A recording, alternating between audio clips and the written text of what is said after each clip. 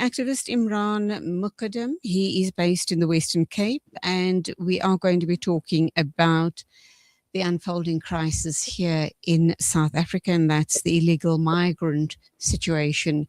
Imraahn Mukkadam is also the CEO of Inspire Media Network, and I see the subject at hand is, of course, being discussed under the hat of the South African Rights Human Commission by Imraahn Ismail Mukkadam. Assalamu alaikum, welcome to the program. Nice to be talking with you once again. Walaikum salam and to the listeners, and shukran for having me. Always a pleasure. So, being a community activist, I mean, from time to time, or we do speak with you pretty regularly when these sort of issues flare up. And of course, there is a crisis currently, the core crisis regarding the repatriation of illegal immigrants. But of course, the groups like March and other such, Dudula and other such groups who are seems to be baying for blood regarding getting illegal migrants out of our country sooner rather than later. How do you see the situation? What's playing out on the Western Cape, and what sort of support is being given to escalate the repatriation of illegal migrants before it actually blows into a situation of xenophobia? Yes, I need to correct you. It's already a situation of xenophobia, and Sure. It's not illegal migrants. The thousands of migrants that are congregating at the Zimbabwean consulate and at the Epping repatriation center, the Zimbabwean nationals that are covered by the Zimbabwean expanded permit, which the court ruled as recently as June 2026, the Supreme Court of Appeal ruled that they are still legal in the country. So our emphasis on illegal migrants is giving credence to March and the Dula that they are just looking for illegal migrants. But the downtown Durban is closed. All the shops are closed. And all of those shops were owned by mostly legal migrants into this country. So the language that we use is important. It's a migrant issue, and the emphasis on illegal migrants is just giving credence to their rhetoric, which is not the reality on the ground. Legal migrants are being threatened. Legal migrants are being chased off farms in the rural areas on the Cape, Rhinelands and surrounds. Legal migrants are having to close their shops in Kailicha and Luanvi this morning. Shops were looted. So the distinction between illegal and legal migrants, that is a ruse used by these ethno-fascist, ethno-supremacist, racist groups like Dudula and March to give themselves cover that they're only trying to enforce the law. But in reality, the focus is the entire refugee and migrant population in South Africa. So sadly, even though you're a legal migrant here, you are going to be persecuted. It's not a situation where they're going to stop you and to ask to see your papers. As far as these groups like March and Dudula and other such groups are concerned, their core agenda is to rid the country of migrants. And one of the ruses that they are using and inciting local citizens in our country is that the migrants have taken away your jobs, legal or illegal, as you rightly point out. And this is clearly inciting people. People fall for those type of stories, and we are afraid of what might happen tomorrow, that people will take to the streets in their hundreds of thousands. Are you expecting that sort of an outcome, or as a lot of other associations, human rights associations, have gathered. There's lots of press conferences being held, and lots of these humanitarian agencies are out in force supporting migrants, legal or illegal, in supporting them and ensuring their safety. What is the situation like in Cape Town right now? You have said that a lot of those shops owned by migrants have been shut down. The migrants have moved away because they fear for their lives. And what do you believe is going to be happening tomorrow, the 30th of March? Pardon, the 30th of June. I don't want to speculate, but I'm very, very concerned. Um, I do think that time is a little bit less prone. Our biggest problem would be the opportunistic criminal element more than the ideological March and March supporters. They don't have a strong support in Cape Town. They haven't been able to gather more than, say, 100 people at any of their marches, except for one in the rural area in Monastery last week. They managed to get about 500 people. So I don't think they have mass support on in the Cape Town area or in the Cape Flats per se. But the criminal element on the Cape Flats, especially the gangs and the opportunity criminals that will take advantage of the chaos, that is our biggest fear right now. But the impact that it's having on the migrant population in Cape Town and surrounding areas is that they are extremely fearful. And you see that in the plight of the, especially Zimbabwean and Malawi nationals that have now congregated at various bus pickup stations, as well as at the Zimbabwean consulate in District 6, as now at the repatriation center in Epping. So yes, we're dealing, we've been dealing since last week, the week before actually, probably about more than 5 to 10,000 migrants that has been coming through the system. They have been on buses. We're not able to organize enough buses to move the people. So the biggest problem that we have is once they have been processed for repatriation, they are then exposed to the elements, and we had at least 1,000 people last night sleeping out in the bitter cold outside of the Epping repatriation center.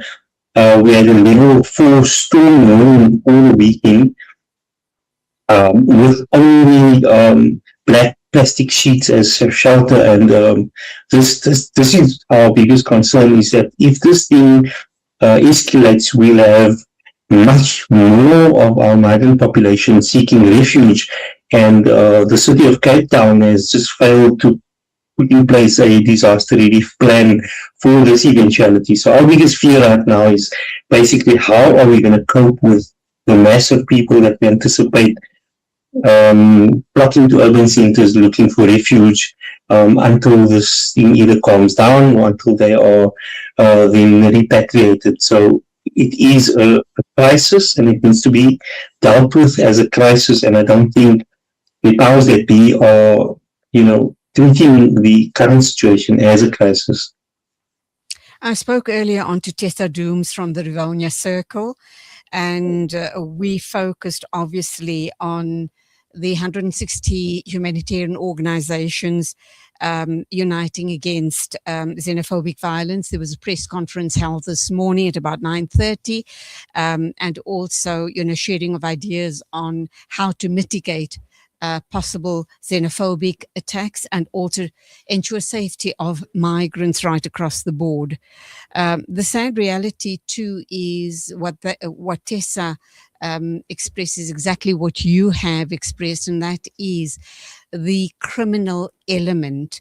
That March and March has called for peaceful marches, as have Dudula, but this is a huge opportunity for criminality.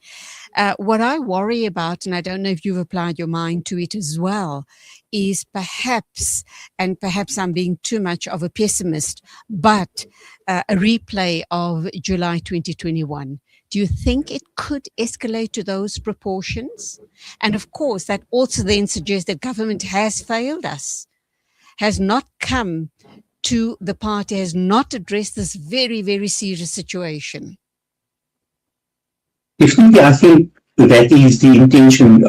I do not believe March and Dudula have peaceful intentions. I believe they are being managed in order to cause an insurrection, to cause instability, to cause even possible regime change.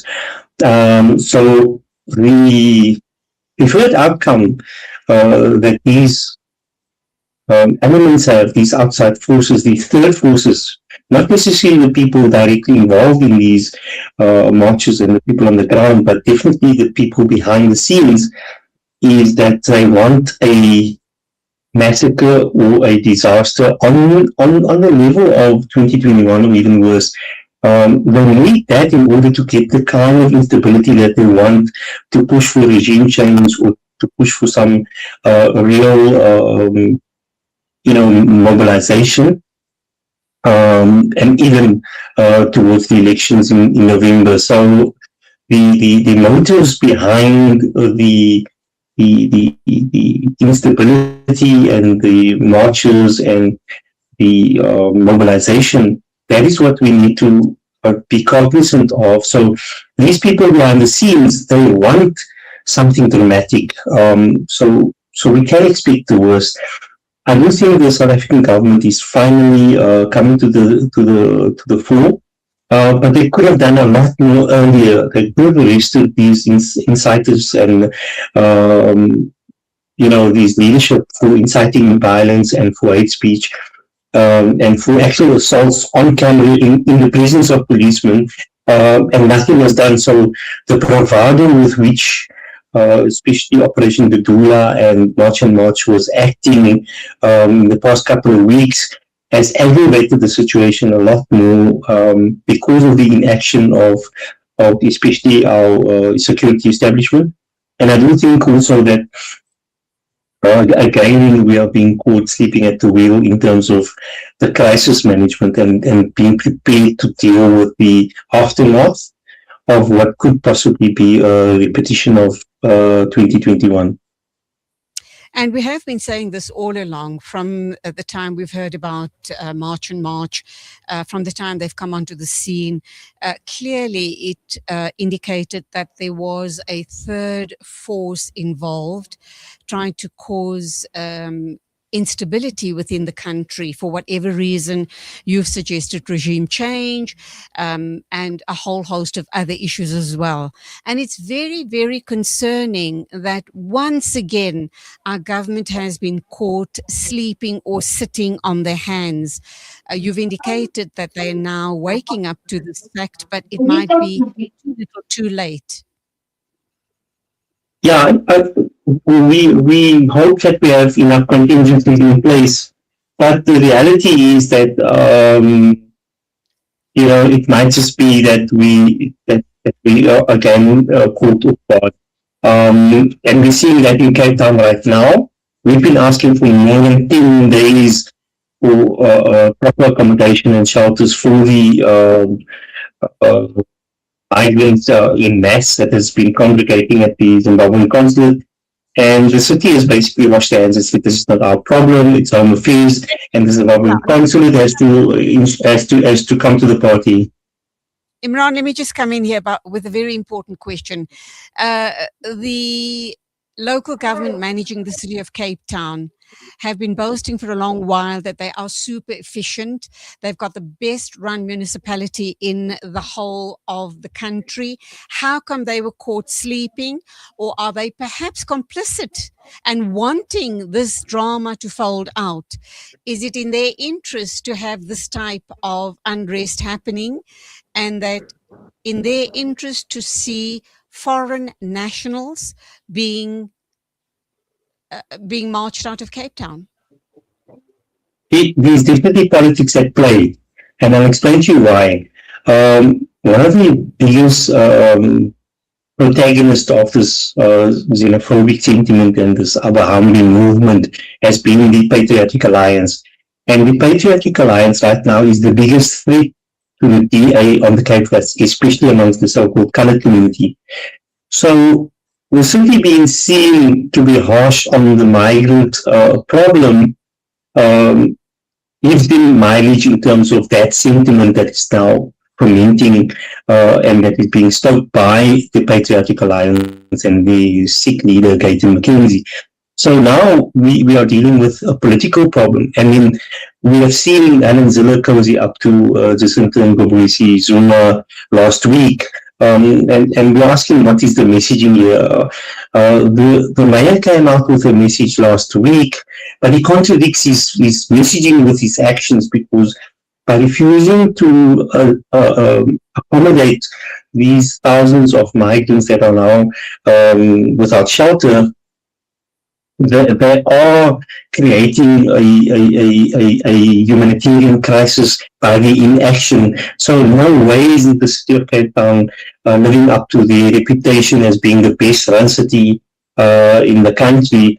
By looking, if we just look at the way they are treating the migrant problem right now. So yes, we are dealing with a serious problem, and the city.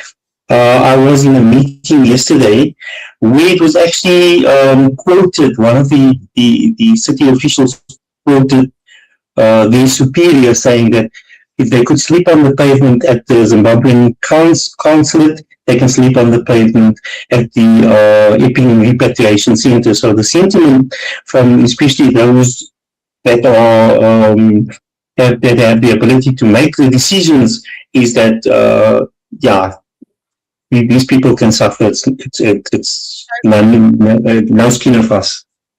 Okay, we will leave it there. I think you've got to go to another appointment. Thank you indeed for your insights. Let's hope and pray that tomorrow does actually go through, that we live through tomorrow without any xenophobic issues. And if I can just add a last point, Julie, if you don't mind. I think it's important as Muslims, especially, that we must, show and demonstrate our Islamic values by reaching out and being available, as we've done in Durban and as we're doing in Cape Town right now. But throughout the country, we need to be the face of compassion. We have the means within our community to reach out and to make a difference. And the appeal is, baby nappies, baby formula, blankets, and bottled water. If at least we can arrange that for where we're going to find migrants massing and congregating, then as Muslims, we come to the fore. And if you are in a position to give shelter, open a school or a hall or something, it's going to be critical that we get these people out of the harsh weather, and then even more so that we that we provide humanitarian relief, because the state is not going to do it. We've seen that yesterday. The state is not going to do it, so it's going to be up to civil society to play that very crucial role in the aftermath of what possibly could be a disaster tomorrow. I think as a Muslim community, you've highlighted something very important, but we as Muslims have mosques all around the cities. Exactly. If we can open up our mosques and give shelter to these people, we truly will show that we are true humanitarians. And we call on to the Christian community as well. The Christian communities, open up your churches and show your humanitarian side and give shelter to these people till they are repatriated back home, or whatever the outcome is going to be. So as Muslims, I think this is a test, the acid test. Let's open up our mosques, our masajids, and give shelter to the neediest of the needy. I'm going to leave it there. We will talk again soon. You go well. May Allah subhanahu wa ta'ala accept all of your efforts. Until the next time, as always, assalamu alaikum to you. Shukran for having me. Wa alaikum assalam wa rahmatullahi wa barakatuh. It is exactly 10:15. Thank you indeed for joining me on the show today. And I've just thrown something out to the Muslim community. Brothers, we have masajids throughout the country, throughout the cities. We have mosques on every corner, wherever you go to, especially in the big centers. Let's open up our mosques. Let's open it up and give shelter to the homeless people, to the migrants, and the local community then can take it upon themselves to feed these people till they are repatriated or whatever the outcome is. I'm going to leave it there, and thank you indeed for being on the show today. I will be back with you tomorrow, inshallah. If everything is quiet, I'll be back with you at 11 o'clock in the morning on the mid-morning show. Till then, take care, be safe on the roads, and it is Assalamu alaikum and Khuda Hafiz from me, Julie Ali.